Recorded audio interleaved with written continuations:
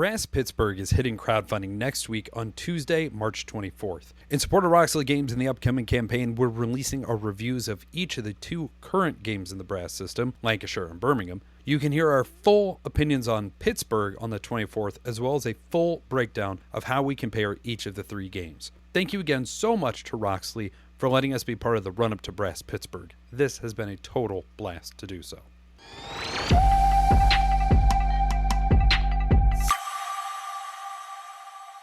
Hey, Bad Family. Welcome to another review. This time around, we are looking at Brass Birmingham. Scott, how you doing? I'm rallying through.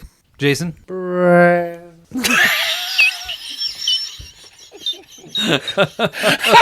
good.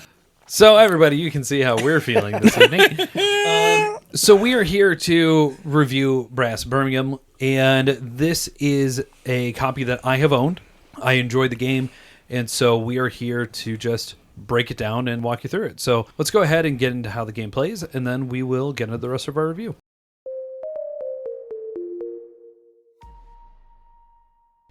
So in this section, we're going to give a very high-level overview of how Brass plays. This is going to be largely the same systems that are present in all three games. When I originally wrote and recorded this section, it came in at about 20 minutes, which was just simply too long to put into our reviews. And if you're looking at the current timestamps, that means it basically doubled the length of these episodes. So I'm going to just cover the absolute basics of how the game works, what your possible actions are, as well as how the game transitions between eras and how the game ends. We're discussing releasing how to play videos onto our YouTube channel, and if we do so, we'll update this segment and the links in the show notes to reflect that. What you'll hear me say in the next segment is the truth, though. Brass has a very easy to comprehend rulebook, but it's a really long teach because making sure each player understands how these systems all work together is what truly makes it a complicated teach and gameplay experience.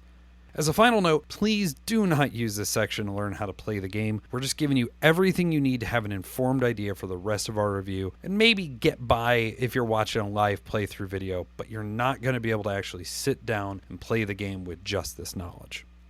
Brass, as a system, is one of high player interaction, highly economic, heavy Euro gameplay. The goal of the game, played across two eras, is simply to amass the largest industrial empire as represented by having the most points at the end of the game.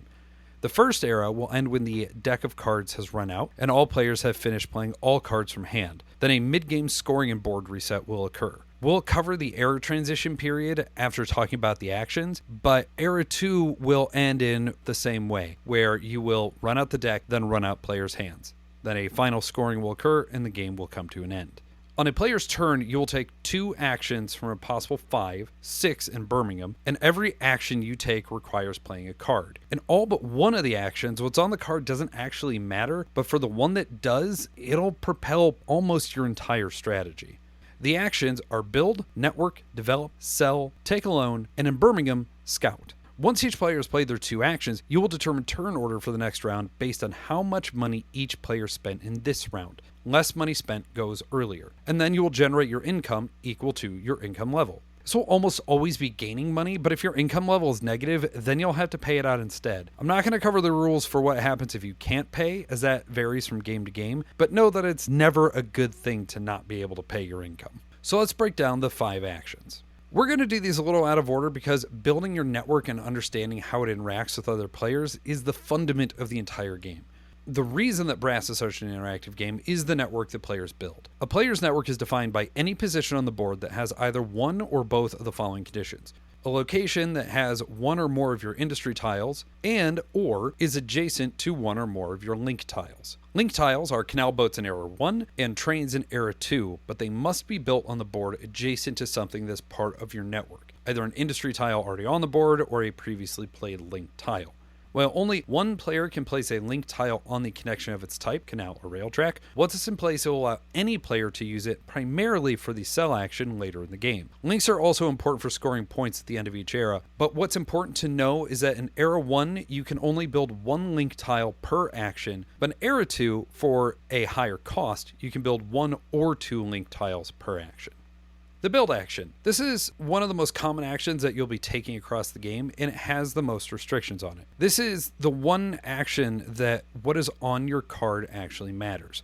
Cards in Brass have either a location, color-coded to give an idea of what region it's in, though the colors themselves don't mean anything else, or an industry that allows you to build it anywhere on the board. An important note when building is that you can technically build anywhere on the board, even if there are no city cards for it in your deck, either because of setup due to player count, or the full amount of a specific city card just having already been used.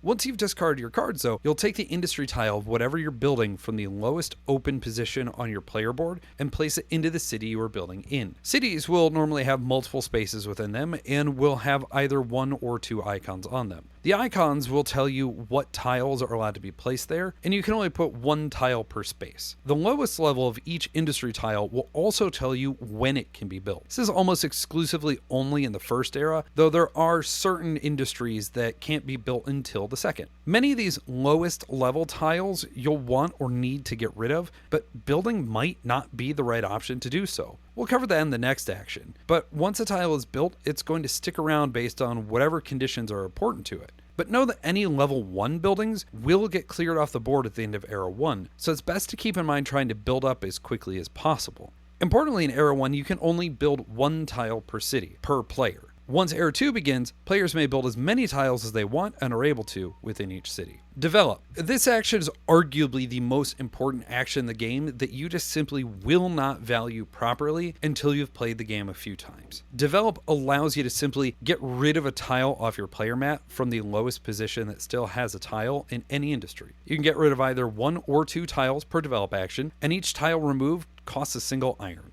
If you have any level 1 buildings left on Era 2, you will have to use Develop to get rid of them from your board before you can start building in the higher tiers. Thematically, these are the obsoleted technologies that simply don't match with the updated modes of production available in Era 2. Sell. This is the action that, other than network, is the most interactive with other players on the board. Very importantly, when you take the sell action, you can sell as much as you have the ability and desire to sell. You do not have to take 2 actions to sell 2 industry tiles, for instance. If you want to sell 5 different tiles and you can do so, then go nuts. I'm not going to cover more than that here because of time constraints, but know that this is by far the most different action between each of the brasses.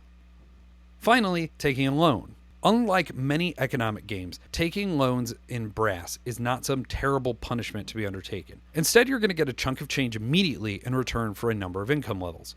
In Lancashire, you can take 10, 20, or 30 pound at the cost of 1, 2, or 3 income levels. Those are the full levels and gold circles, not the individual steps as represented on the VP track. In Birmingham, the only option is 30 pounds for 3 levels. Thematically, the loss of the income level is the repayment needed across time for the loan, but it means that in gameplay terms, once you've gained your loan, all needs related to it are completed and you don't have to worry about it moving forward. You don't have to repay anything at the end of the game or worry that you're losing points or anything like it. It's as easy as get your money, lower your income, continue. Because turn order in a round is determined by how much money a player has spent, this does allow you to play around with some strategy with getting more money, which is always useful, and spending less to try and get a better turn position next round. Finally, if you're playing Birmingham, there is one extra action that you can take, and that is Scout. You will still discard 1 card to take the action, but the Scout action will actually replace any 2 cards in your hand that you choose to discard and replace them with a wild location and a wild industry card. Those wild cards are exactly what they sound like. When scouting, you must discard in total 3 cards and draw those 2 back up. You cannot take the scout action if you already have at least one of the wild cards in your hand, so you must use both before you can take this action again. Once the era ends, when the deck and all players' hands have run out, there will be a variety of scoring categories, and depending on which era it is, there will be some differences there in what happens. At the end of Era 1, the Canal era, you'll score each of the canal links that are out there and physically remove them from the board. They are now an obsolete technology that is no longer used in Era 2. You'll score any flipped industry tiles, and if that tile is a level 1, remove it from the board completely. That means that after these 2 scoring steps, you'll have a significantly reduced footprint on the board, and if your opponents have positioned themselves better than you, see why develop is so important, then you might be going into the second half of the game vastly underprepared. Once that's out of the way, you'll reset any needed tracks or resources on the board, reset the draw deck, and deal out new hands to players. If it's the end of Era 2, the Rail era, then after scoring your link tiles and flipped industry tiles, if you're playing Lancashire, you'll score money at a rate of 1 point per 10 pounds in hand, but in Birmingham, you don't gain anything for any extra money left in hand. In both games, your income level simply doesn't matter at all beyond being the first tiebreaker. It's still tied after the income level, then it's most money left in hand. If you're still tied after those two conditions, then the game is simply tied. Regardless, the player with the most points wins, and that's sort of how you play brass.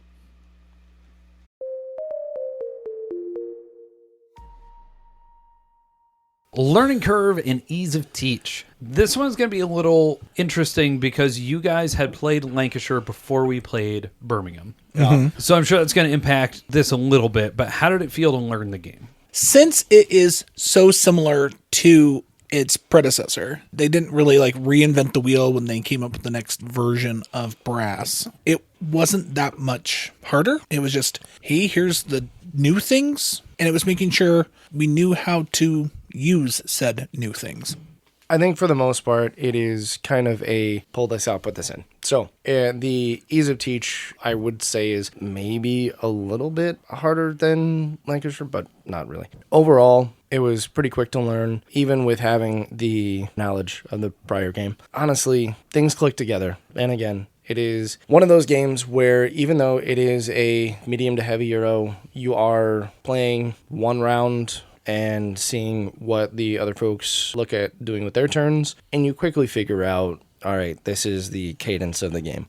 It's not very hard to learn. There are a lot of things that can happen on a turn. You can have a little bit of that analysis paralysis if you play, but at least it was easy to learn how to play, and the teach does not seem overly complicated. So when I did the teach for people that have not played this before or played Lancashire, it is very straightforward. The complications here are mostly in how to use all the various resources, because this maintains that you have to be connected to coal. You can use iron from anywhere. It's the beer stuff that gets weird for people because it does both things. Because if it's your beer, it doesn't matter where it comes from. Otherwise, if it's somebody else's, you have to be connected to it, right. Kind of the way coal is. So there are those little bits like that making sure people understand how it works is going to be a bigger deal. But honestly, I think when you sit down to teach this, and we're going to talk about this in the next segment, the iconography is clean enough. The player aids are very good. Mm-hmm. You can teach out the player boards very easily. So the actual ease of teach here, I think, is very high.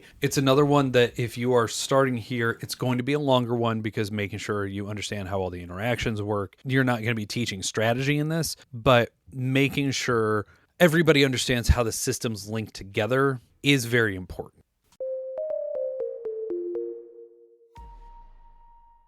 Artwork, components, and iconography. Strong across the board. Yes, very much so. I will say there is the other side of the board, the daytime board, that I don't like anywhere near as well as I do the nighttime side. I think it is easier to play on the nighttime side. I think the contrast of everything works better. But honestly, that's your mileage may vary type thing, because iconography is perfectly clean. The canals are easy to read. They are well balanced against the rails there. I mean, the game is just eminently readable. It's easy to look at, understand the position of this is where these goods can ship to. This is who's wherever on the board. I mean, it's Roxley coming in strong and just absolutely killing it across the board. Yeah. Yeah, it is clean and pristine. They have some beautiful artwork in here. Period of black and gold, and still a bit of that kind of gothic feel to it is very strong. But all of the icons are very clear on what goes here, what can go here. All of the tiles in your distant markets and what can be used to get traded for what in there is very clear. So all in all,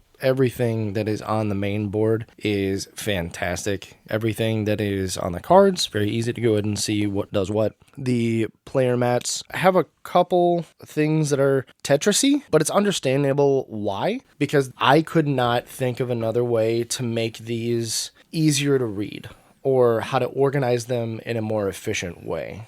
So I think they did the best with how the mechanics of the game are to put these together and give you a taste of essentially like a mini map of what one of the smaller areas of the Birmingham could be, which is really cool. Yeah, I completely agree. You got the nice clean board, you got the nice clean lines, everything is very readable, which if you are a long-time listener to the program, I complain a lot when it comes to readability. I'm older than you guys. And so it's one of those things to be able to sit there and go, oh, I can see where my lines are. And what's nice is, just like the previous game, I could read and I could tell what was going on. It was nice. It just worked really, really well. It's clean fonts. It's good colors. It is able to be understood where things are. Yeah. And it is good to note that all of the iconography that are on the tiles that you place on the board are also on your player map as well. So any of your cotton mills or any of your breweries, whatnot, any of the costs or your victory points for them or how they increase your income is all right next to each one of the spots that you go ahead and pull the tile from. So if you flip it, you can't read it from across the board. It is right in front of you so that you know what you should get. It's something that speaks to just how thoughtful the production is on this. Of when you're looking at your board, you can see all my costs are on the left. And when it flips over, this is what I get on the right side. So you don't have to sit there and be like, oh, is it worth doing it? You can see, oh, that's my level 3 pottery. Cool. What happens when I get a level 3 pottery flipped? 11 points, 5 income steps, and a link. Yeah. I can just read that right there. It is very easy to stay perfectly in sync with what you are doing at any moment because the information is so clearly presented.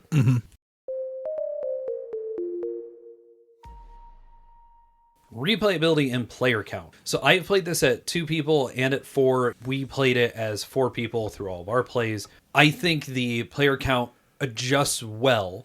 I actually like it at the lower count because of the way the beer and those systems work, especially since there is not a beer market. I feel like it is easier to maintain what you're doing in a lower player count game that way, but you're still looking at strong player interaction. You're still looking at the system of, I'm going to sell my stuff, so I get to flip multiple things. How am I going to make this all work? I think the player count does matter more in this, but I would happily play it at any count. When it comes to like that 3-player would be better for me and how I interacted with this game than when we played it. Sure. I think 3 and 4 is probably going to be up there for me as well. I don't know if I would enjoy it as much with 2. However, I think the specificity of that is depending upon how people play. All in all, for this one, player count isn't as much of a deal for me. However, if you're more knifey of a group, I would say 3 and 4 feels a little better for me, just because it opens up a little bit more avenue-wise for different people to do different things. As far as replayability, I mean, it's super high. Yeah. You are going to be feeling like, oh, I've done really well at your first game, and then you play the second time, you're like, oh, wow, I did so much better this time. It's the understanding of the board, of the systems, of how all the resources come out, the way the links build across, the way the development action is so important that those first couple times you play the game, you undervalue it, and you're like, oh, hey, pottery level 2 essentially is free to do, and then you realize, oh, but it gets me essentially nothing for doing it. And so once you have more time on the board, once you understand more what's there, I mean, this is one you can play over and over and over. And then because the markets themselves are randomized at the start of the game during setup, it means that,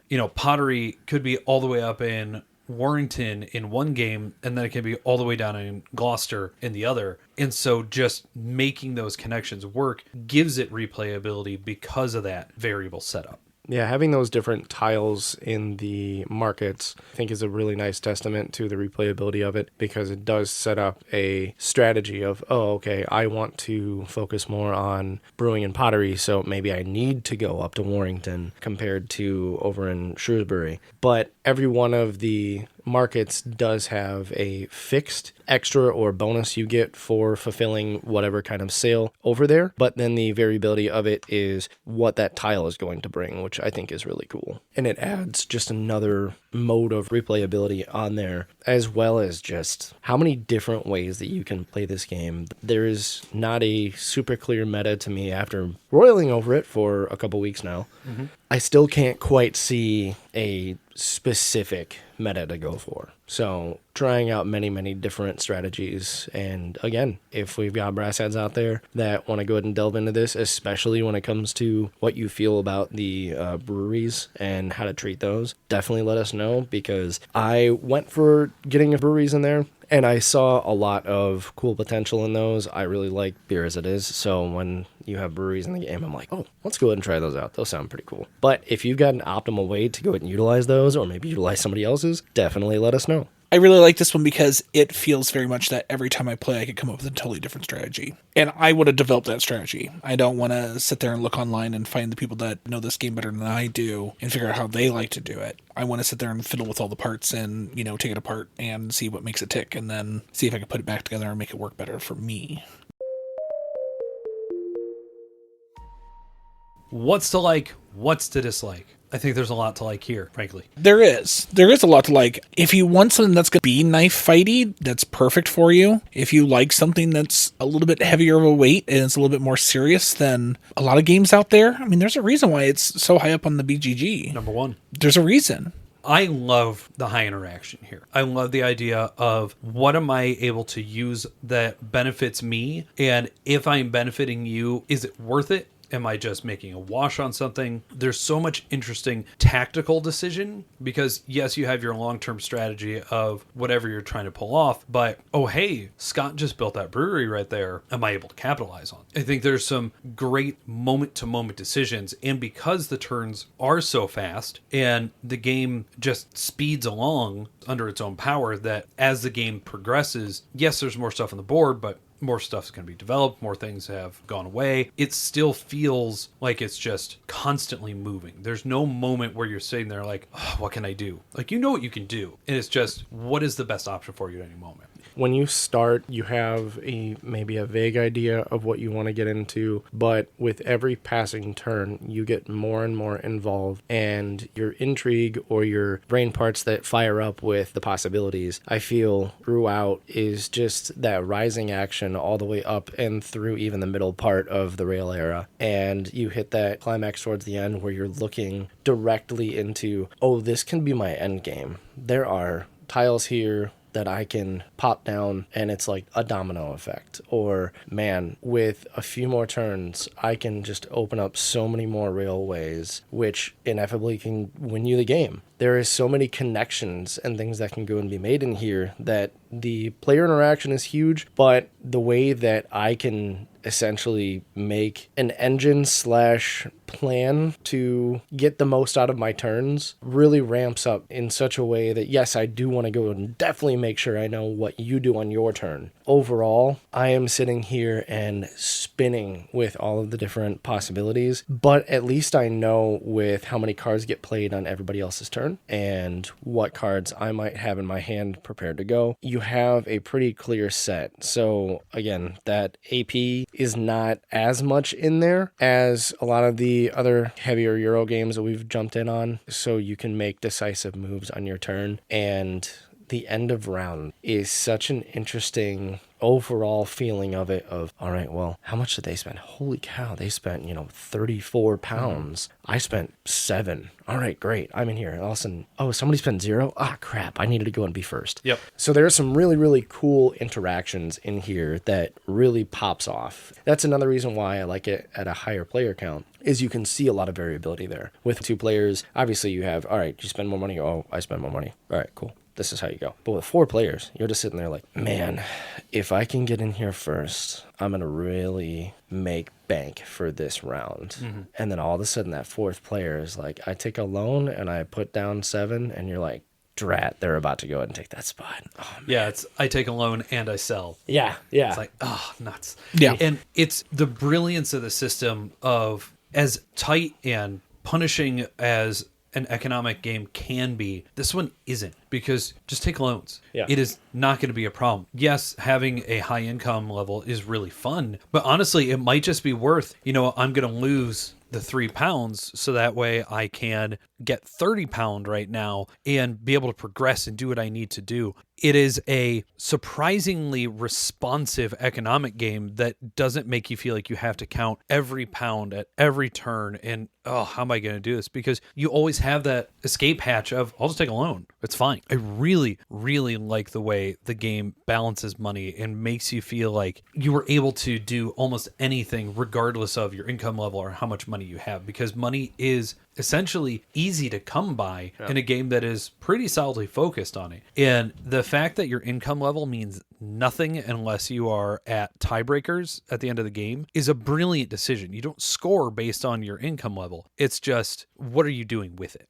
Yeah. To piggyback off of that, a lot of the times for most of us, when we took our loan, we were only negative for that one round. We typically were able to procure enough income to at least get us back to either 0 or be gaining 1. The only part of the game that actually took me out of brass is taking out a loan isn't very impactful. When in my life right now, taking out a loan, very impactful, yes. Well, it's the joy of being a rich industrialist. A lot of the rules don't apply. Exactly. I like the various goods and materials that you're able to sell. I feel like the game is very thematic because the Black Country, Birmingham, is the Midlands. You know, everything is being done via train and being rail and canal because you got to get your stuff out. I feel like everything that is here feels representative of the struggles that you were trying to do logistically in the time. Now, obviously, this is very abstracted. I was not alive 250 years ago. But Scott? I mean, I'm old. I'm not quite that old. Okay, gotcha. Just to clarify. But I do think it invokes and impels its theme very, very well. Yes, I would completely agree. Now, what to dislike? The beer. Oh my God, I hate that mechanic. Iron and coal is very easy to come by. Even if you were having to buy out of the market, it is essentially endless. It's very expensive at the top end, but you can always get to it. Beer is not that. And that's really frustrating because there are only so many breweries on the board. It is harder to overbuild a brewery because there's just not as many out there. And frankly, breweries don't make a ton of beer.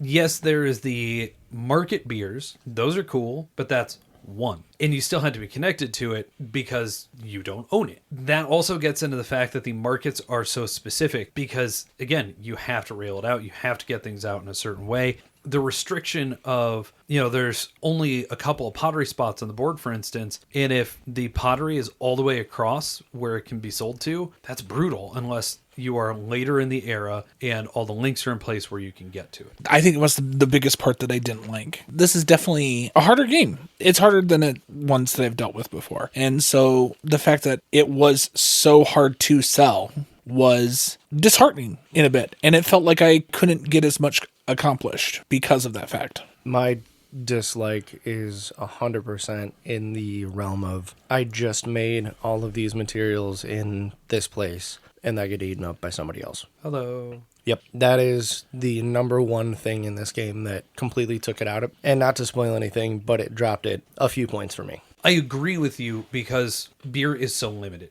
And if somebody comes through and wipes out all the beer on the board because some of the stuff requires 2 barrels to sell, that can be really tough because now I'm sitting there and I am just consuming just to essentially get through to be able to actually sell my stuff. And depending on where those sale points are, that can just be really frustrating. Well, and there's some heavy variability in a few of the spots of, are you going to make a cotton mill there or you're going to go ahead and make a coal mine there? And in this game, there is so many things that require coal throughout you creating and building that if people end up making more cotton mills, for example, you're going to have a very rough time trying to go ahead and find more coal, especially when you get later into the rail era where every connection is going to cost you coal.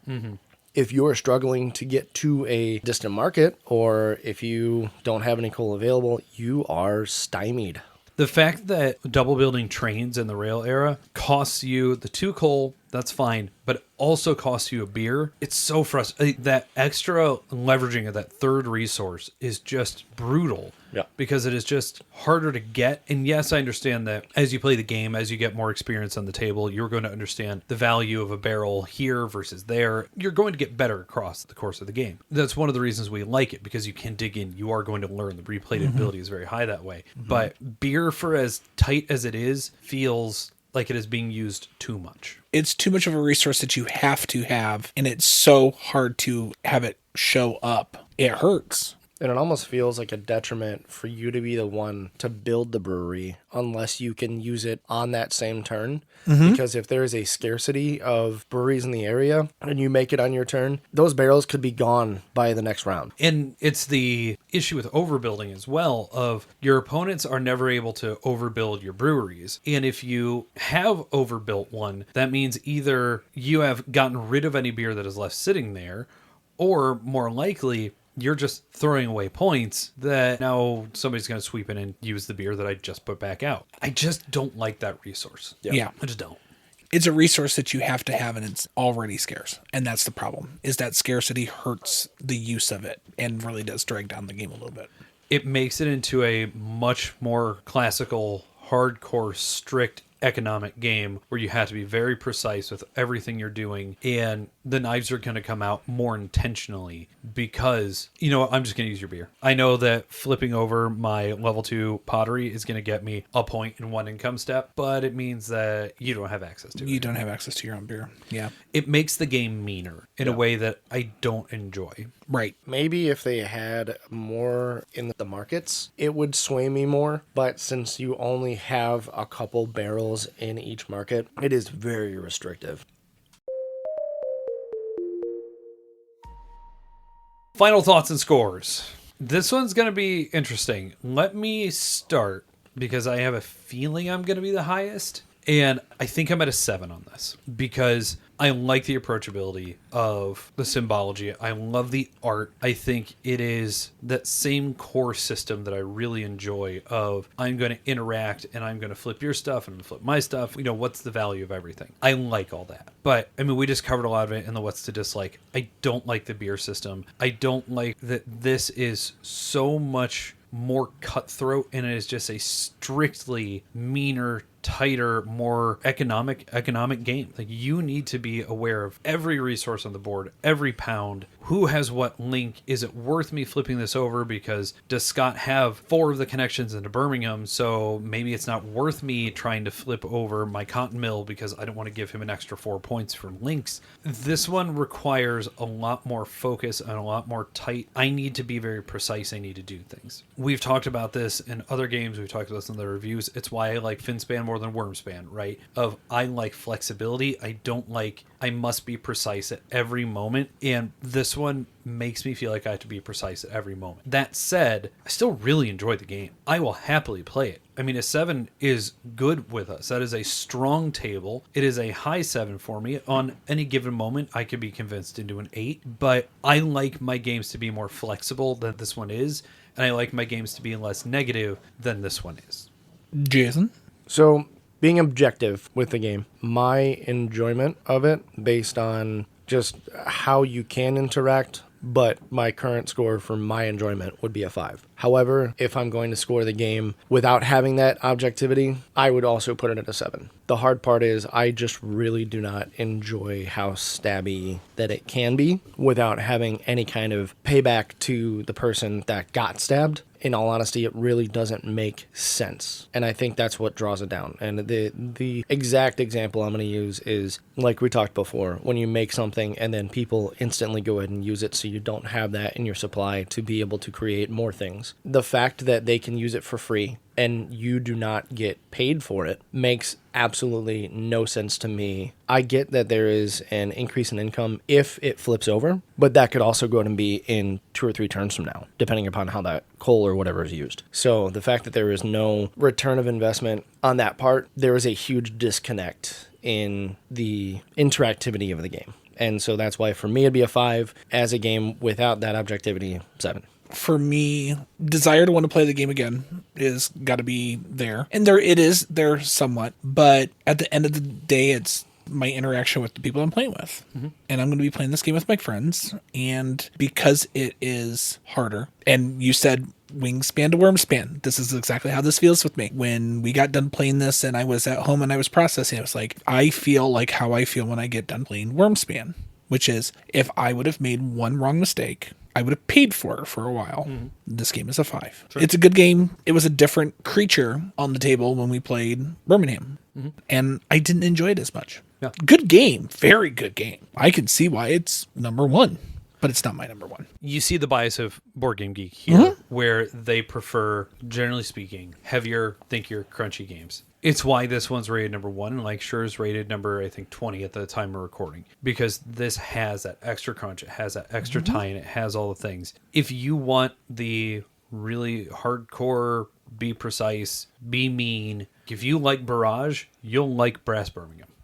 Because it is very much, I'm going to use your stuff to prevent you from using your stuff, not I am using your stuff because it's benefiting us both. Yeah. It's a lot more competitive than I prefer normally, but I also see that there is a huge wellspring of the community that is all about it. It's a very good game, and all in all, that's why I'd put it at a 7, but that's just maybe just not the game for me. Sure.